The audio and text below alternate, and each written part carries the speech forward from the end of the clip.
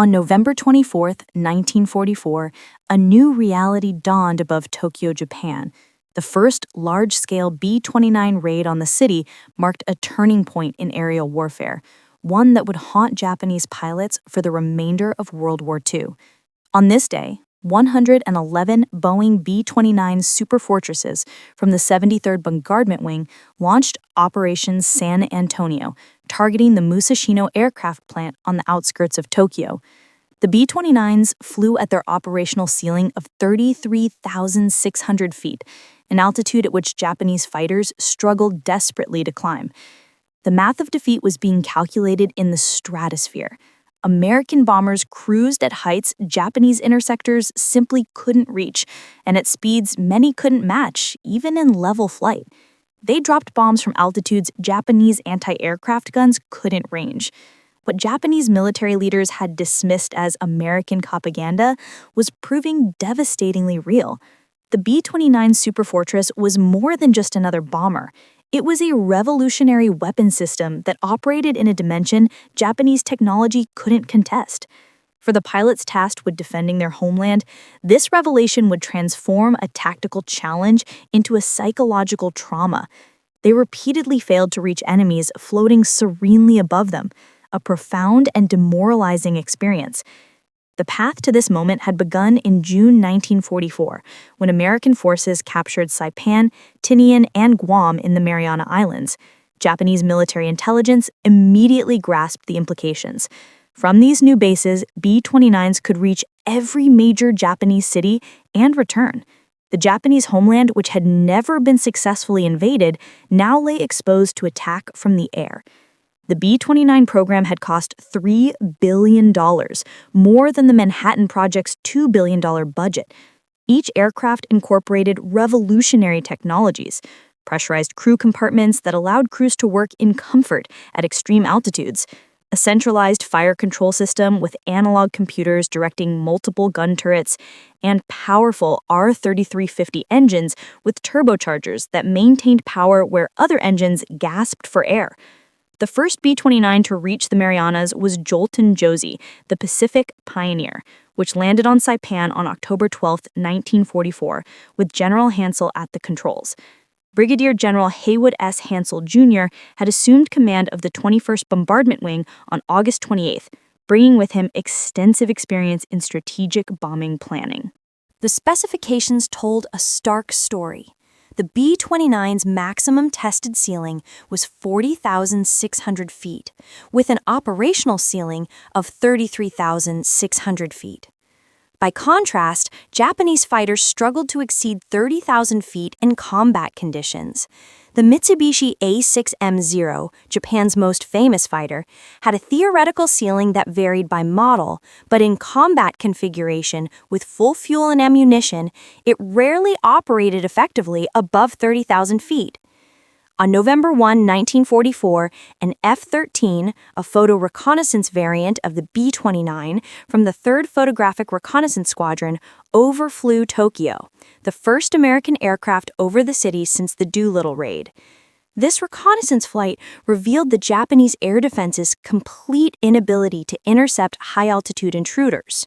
Further F-13 sorties were conducted in early November to gather intelligence on aircraft factories and port facilities in the Tokyo-Yokosuka area.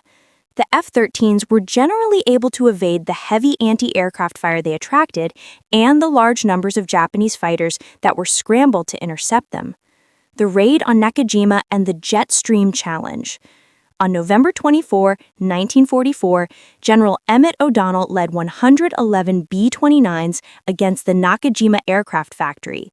The raid came in at 30,000 feet, an altitude where the superfortresses were much safer from Japanese anti-aircraft fire. Japanese radar detected the incoming formation from 200 miles away. Fighter squadrons scrambled from airfields around Tokyo, knowing they faced a climbing battle against both altitude and time. The result shocked Japanese defenders. Only 48 bombs struck anywhere near the factory, as jet stream winds in clouds made accurate bomb aiming impossible. Yet this tactical failure mattered less than the strategic revelation. Japanese fighters simply could not effectively intercept the bombers. Most interceptors never reached the B-29's altitude.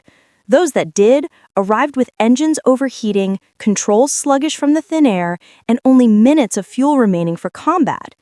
The Nakajima K-84 Hayate, one of Japan's best fighters, had an operational ceiling that theoretically enabled it to intercept B-20 mines, but this assumed perfect conditions, a reduced fuel load, and high-quality fuel that Japan no longer possessed. In reality, most Japanese fighters became combat ineffective above 25,000 feet. This disparity in operational ceilings created unprecedented challenges for Japanese air defense. It wasn't just that B-29s could fly higher, they maintained full combat effectiveness at altitudes where Japanese aircraft could barely function. The Mitsubishi A6M30 had a listed service ceiling of 36,250 feet, but this was achievable only under perfect conditions with minimal fuel and ammunition. Combat reports show that Zeros rarely operated effectively above 30,000 feet, and attempts to intercept B-29s at their cruising altitude typically failed. The B-29s maintained full combat capability at their operational altitudes through revolutionary design features. Their pressurized cabins meant crews operated in short-sleeved comfort, while Japanese pilots suffered from extreme cold and oxygen deprivation. The temperature at 33,000 feet could drop to minus 50 degrees Fahrenheit, and Japanese pilots lacked adequate heating systems or proper cold weather gear for extended high-altitude operations. The fundamental problem facing Japanese pilots went beyond simple altitude numbers. Aircraft engines lose power as air density decreases with altitude. The B-29's turbo-supercharged Wright R3350 engines maintained sea-level power up to their critical altitude through General Electric Type B11 turbochargers that used exhaust gases to compress intake air. Japanese aircraft engines, lacking effective turbocharging, lost power progressively with altitude. Due to the difficulty of intercepting and downing B-29s, Japanese fighter pilots increasingly perceived their efforts as being futile. Starting in August 1944, Japanese pilots occasionally conducted suicide ramming attacks on B-29s, and several specialized kamikaze fighter units were established in October. By the end of the war, ramming tactics had destroyed 9 B-29s and damaged another 13 for the loss of 21 fighters. Desperate measures and strategic revelations.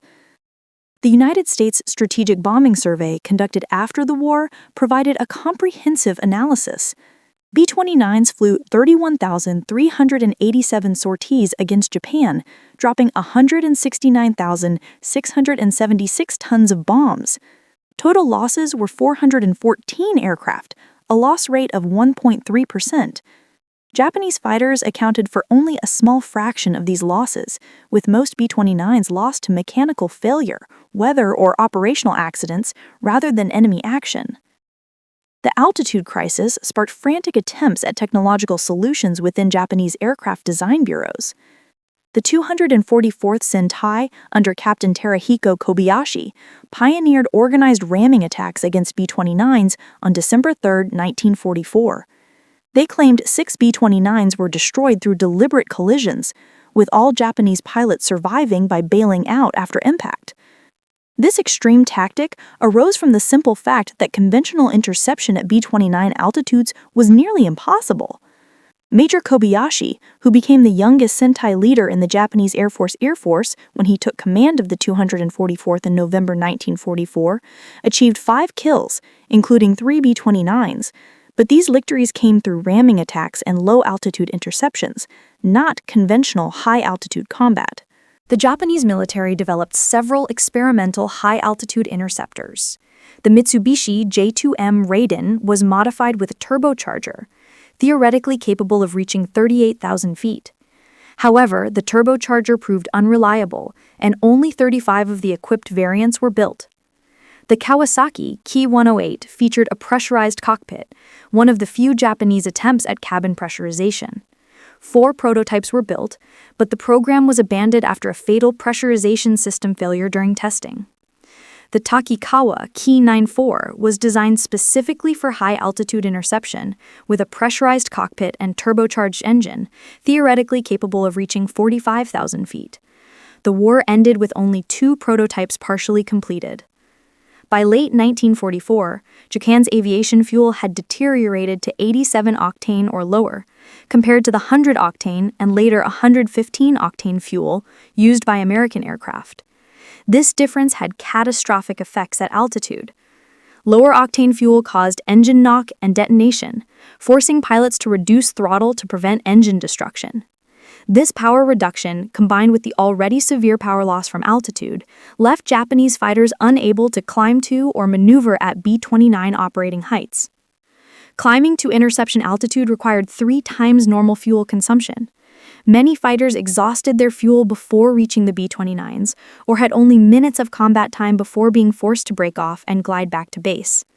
The fuel shortage created a vicious cycle where attempts at interception consumed irreplaceable resources while achieving minimal results. Japanese pilots encountered another shocking reality: the jet stream. B-29s flying from the Marianas discovered these high-altitude winds, which could exceed 200 miles per hour. While American navigators learned to use these winds to their advantage, Japanese interceptors found them an insurmountable obstacle. Due to the jet stream at high altitude, which scattered bomb drops and made them highly inaccurate, the B-29s sometimes had ground speeds exceeding 500 miles per hour when flying with the wind. Japanese fighters struggling to climb against the wind seemed to stand still in comparison. The jet stream's existence had been theorized by Japanese meteorologists, but they lacked the high-altitude capability to study or measure it. A change in tactics and the end of conventional defense. When Major General Curtis LeMay took command of the 21st Bomber Command in January 1945, he revolutionized B-29 tactics. On March 9 to 10, 1945, he sent 334 B-29s against Tokyo at night, flying at just 5,000 to 7,000 feet. This shift to low-altitude night raids might have given Japanese fighters an opportunity, but it presented different challenges. The Americans suffered few losses from Japanese fighters during the night raids, which were conducted from March 1945 until the end of the war. Japanese night fighter capability was primitive. Most pilots lacked instrument flying training, and ground control lacked effective radar guidance. The March 9th to 10th raid destroyed 267,000 buildings and 25% of the city. Of the 334 B-29s over Tokyo that night, only 14 were lost, mostly to updrafts from the massive firestorm created by incendiary bombs rather than enemy action. The raid killed an estimated 100,000 civilians and demonstrated that B-29s could operate with near impunity regardless of altitude. By early 1945, Japan's ability to mount high-altitude interceptions had completely degraded. Aircraft maintenance standards collapsed due to shortages of parts, tools, and experienced mechanics. Pilot training programs shortened from 2 years to 3 months, producing aviators incapable of the complex skills required for high-altitude interception. Resistance to the air raids decreased sharply from April 1945. On April 15th, the JAAF and JN Air Defense units were belatedly placed under a single command when the Air General Army was formed under the command of General Masakazu Kawabe. But by this time, the fighter force's effectiveness had been destroyed. The 343rd Naval Air Group, formed in December 1944 under Captain Minoru Genda, specifically for home defense, assembled Japan's surviving aces flying the best available fighters. Yet even they could not overcome the laws of physics that prevented effective interception at B-29 altitudes. The situation became completely hopeless when P-51 Mustangs began escorting B-29s from Iwo Jima in April 1945. On April 7th, the raid on Tokyo was the first to be escorted by Iwo Jima-based P-51 Mustang Very Long Range fighters from the 7th Fighter Command. The Americans claimed to have shot down 101 Japanese aircraft for the loss of 2 P-51s and 7 B-29s. In November 1944, only 20% of the airborne aircraft bombed the primary target, and 20% failed to bomb any target. In March 1945, 85% bombed the primary target, and in July, the percentage climbed to 94%. This dramatic improvement came partly from the elimination of Japanese fighter opposition and improved tactics. The ultimate demonstration of altitude superiority came with the atomic bomb missions. The practice missions flown by the 509th Composite Group flew at 30,000 feet, well beyond the range of most anti-aircraft guns. Japanese fighters did not attempt to intercept these aircraft, which were flying under the call signs Dimples 82, Dimples 83, etc. On August 6, 1945, the Enola Gay dropped the first atomic bomb on Hiroshima from 31,600 feet.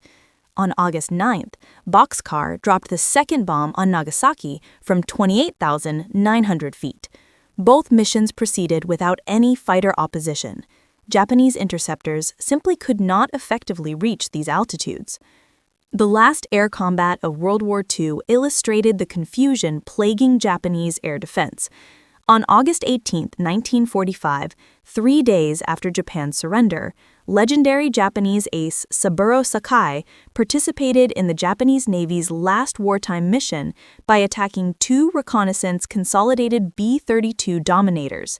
He initially misidentified them as B-29 Superfortresses. The encounter occurred at 6,000 meters, about 20,000 feet, where Sakai found the aircraft and noted that the single vertical stabilizer was enormous and swept upward towards the rear, characteristics of the B-32, not the B-29. This final combat, occurring after Japan's surrender on August 15th, resulted in the death of Sergeant Anthony Marion, the last American combat casualty of the war. Each B-29 represented technologies Japan had not developed: constant-speed propellers with electric pitch control, turbo-supercharged engines, centralized fire control with analog computers, and pressurized cabins with heating and cooling systems. The industrial gap was not years, but decades. Each aircraft required over 13 tons of aluminum, half a ton of copper, 600,000 rivets, 9.5 miles of wiring, and 2 miles of tubing. American factories produced these components using mass production techniques that Japan had never implemented. While Japanese aircraft were still partially hand-built by skilled craftsmen, American assembly lines produced B-29s using standardized parts and processes. By October 1944, the 21st Bomber Command units were spread from Colorado Springs to the Marianas, with total strength reaching 43,000 personnel. This massive organizational effort demonstrated American logistical superiority as clearly as the B-29s themselves demonstrated technological domination. By August 1945, the 21st Bomber Command had destroyed a high percentage of Japanese industry, wrecked its economy, and shattered the morale of its people. The systematic destruction proceeded through distinct phases. The 21st Bomber Command attacked Tokyo 3 times between November 27th and December 3rd, 1944.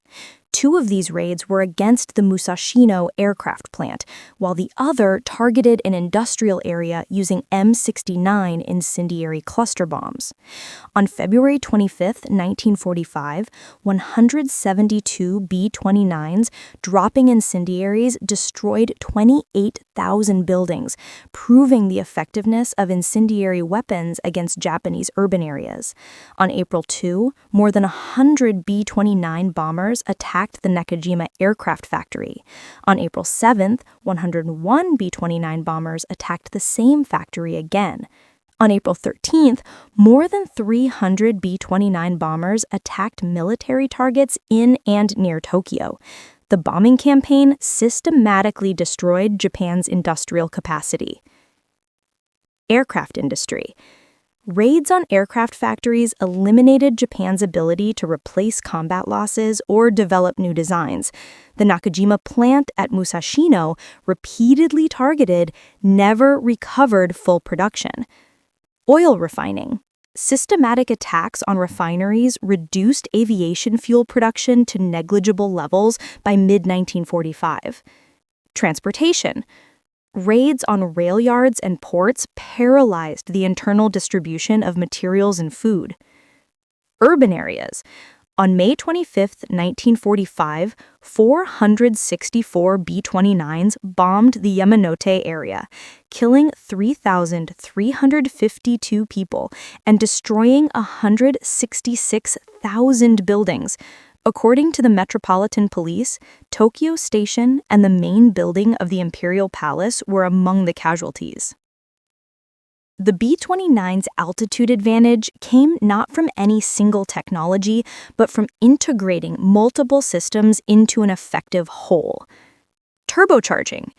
The General Electric Type B-11 turbochargers used exhaust gases to compress intake air, maintaining engine power at altitude. Japan had experimented with turbocharging, but lacked the metallurgy and precision manufacturing to produce reliable units. Pressurization. The B-29's pressurized compartments maintained a cabin altitude of 8,000 feet even when flying at 30,000 plus feet. Crews could work effectively without oxygen masks for routine operations. Japanese aircraft had no pressurization systems in operational use. Engine technology. The Wright 3350 duplex Cyclone was a technological marvel, an 18-cylinder, two-row radial engine producing 2,200 horsepower with turbocharging. Japanese engines, while reliable at lower altitudes, could not match this high-altitude performance. Fire control systems. The B-29's centralized fire control system used analog computers to automatically calculate lead angles and billet drop. Gunners could transfer control of turrets, creating coordinated defensive fire that Japanese pilots found lethal, even when approaching from below, the only angle available given the altitude differential. While technology determines the outcome, the human dimension deserves recognition. Japanese pilots displayed extraordinary courage attempting impossible interceptions. They climbed until their engines failed, consciousness faded, and ice covered their aircraft, knowing they likely could not reach their targets. The repeated failure to intercept B-29s at altitude demoralized not just pilots, but the entire Japanese population. Citizens watched their defenders take off to intercept raiders, only to return having never reached combat altitude. The psychological warfare value of B-29s flying unopposed over Japanese cities proved immense. Training programs collapsed as the war progressed. New pilots entered combat with less than 100 flight hours, compared to over 500 hours for pilots earlier in the war. These novices lacked the skills for complex high-altitude operations, making effective interception even more impossible. The maintenance crisis compounded the problem. By spring 1945, Japan's aircraft availability rate had fallen below 40%. Sophisticated high-altitude fighters required precise maintenance that became impossible with shortages of parts, tools, and experienced mechanics. Engines failed during climb attempts, often with fatal results, as pilots attempted to bail out from aircraft with jammed canopies, another maintenance failure. The B-29 campaign's effectiveness went beyond simple bomb tonnage. Operating above fighter opposition allowed for multiple types of operations. Daylight precision bombing. Initial high-altitude daylight raids, while less accurate than hoped due to the jet stream, could proceed without prohibitive losses. Night area bombing. The shift to low-altitude night incendiary raids devastated Japanese cities while still avoiding significant fighter opposition. Mining operations. B-29s dropped thousands of mines in Japanese waters, effectively blockading the home islands. These mining missions proceeded virtually unopposed. Psychological warfare. Leaflet drops, warning of impending raids, demoralized civilians and demonstrated Japan's helplessness against air attack. Reconnaissance. Photo reconnaissance B-29s mapped Japanese defenses with impunity, providing intelligence for invasion planning that ultimately proved unnecessary. The B-29's role in ending the war extended beyond the atomic bombs. Emperor Hirohito's surrender broadcast specifically mentioned a new and most cruel bomb, but the context was years of conventional B-29 raids that had already devastated Japan. The Imperial Conference that decided on surrender discussed the impossibility of defending against B-29 attacks. Military leaders admitted they could not prevent the destruction of Japan's remaining cities. The atomic bombs provided a face-saving excuse for surrender, but the conventional B-29 campaign had already made Japan's defeat inevitable. As Utaka Akabane, a senior civil servant, observed, it was the raids on the medium and smaller cities which had the worst effect and really brought home to the people the experience of bombing and a demoralization. By August 1945, Japanese industrial production had fallen to less than 15% of peak levels. The B-29's altitude advantage over Japanese fighters provides enduring lessons for military strategy. Domain control. Controlling a domain where enemies cannot operate effectively provides a decisive advantage. The B-29's ability to operate above Japanese fighter ceilings foreshadowed modern concepts of air superiority and domain dominance. Technology integration. Victory came not from individual technologies, but from integrating multiple systems, turbocharging, pressurization, fire control, navigation, into a single effective capability. Industrial base. Military power ultimately depends on an industrial capacity to produce and sustain complex systems. America's ability to produce nearly 4,000 B-29s while maintaining quality demonstrated industrial supremacy as decisive as any battlefield victory. Training and doctrine. Technology without proper training and doctrine cannot achieve its potential. American crews underwent extensive training to operate the complex B-29 systems effectively. The B-29's experience influenced military aviation development for decades. The Soviet Union, having reverse-engineered captured B-29s into the Tupolev Tu-4, prioritized high-altitude capability in all subsequent bomber designs. The need to intercept high-altitude bombers accelerated jet fighter development worldwide and drove the development of surface-to-air missile systems. In the decades following the war, former enemies met at aviation reunions, revealing the human dimension of the altitude war. Japanese pilots who had attempted futile interceptions met American B-29 crews who had watched them struggle from above. These meetings revealed a mutual respect. American crews acknowledged the Japanese pilots' courage in attempting impossible interceptions. Japanese pilots admitted they knew from early 1945 that their efforts were futile, but continued from duty and shame at the alternative. The shared experience of aerial combat, even at different altitudes, created unexpected bonds between former enemies. The Japanese aviation industry's post-war development reflected lessons learned from the B-29 experience. Every specification for Japan's post-war self-defense force aircraft emphasized high-altitude performance. The trauma of being unable to reach B-29s influenced Japanese aerospace development for generations. The approximately 3-mile altitude difference between the B-29's cruising altitude and Japanese fighter combat ceilings determined the fate of nations. Those 15,000 to 18,000 feet of vertical separation meant the difference between effective air defense and the helpless observation of destruction. The shock experienced by Japanese pilots when first encountering B-29s at unreachable altitudes evolved through predictable stages.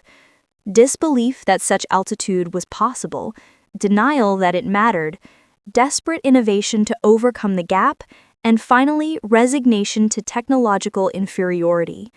This psychological journey paralleled Japan's path from confidence in ultimate victory to the acceptance of total defeat. For the Americans, the B-29 validated strategic bombing theory while demonstrating the importance of technological superiority. The ability to operate above enemy defenses transformed bombing from costly attrition warfare to systematic destruction with acceptable losses. The campaign proved that air power, properly equipped and employed, could be decisive in modern warfare. The B-29's success must be understood within the broader Pacific War strategy.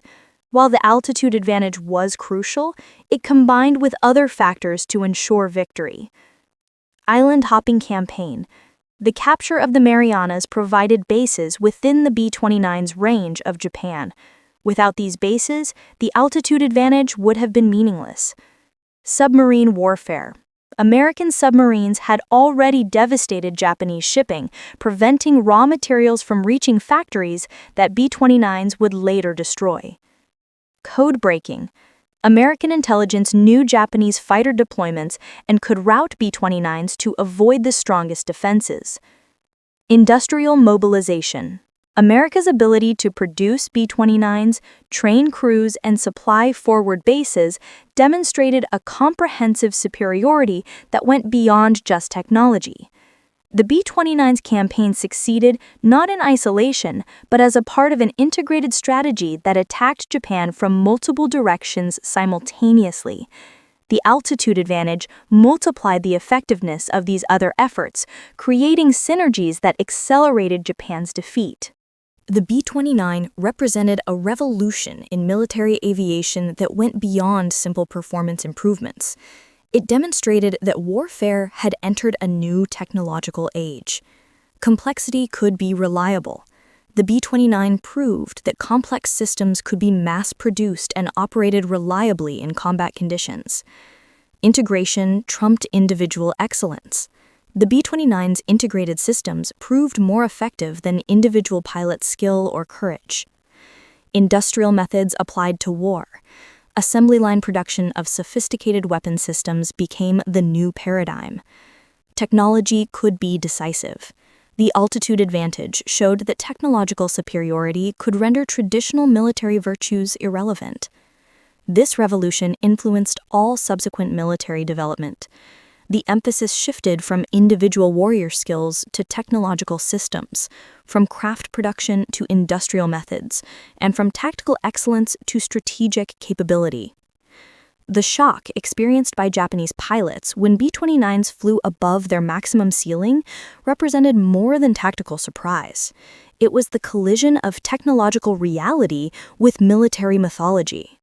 The Japanese military had built its identity on spiritual superiority, believing it could compensate for material disadvantages. The B-29, flying serenely above the reach of Japan's best fighters and pilots, proved this fundamental assumption catastrophically wrong.